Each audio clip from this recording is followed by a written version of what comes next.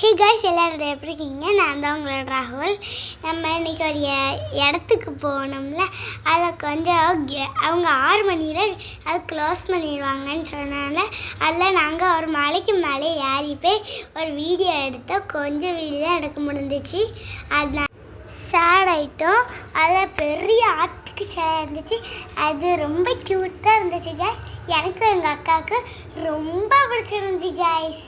இங்கே இந்த ஃபோட்டோஸ் நிறைய எடுத்தோம் காய்ஸ். யாராவது அங்கே வந்திருக்கீங்கன்னா கமெண்ட் பண்ணுங்க காய்ஸ். Bye guys.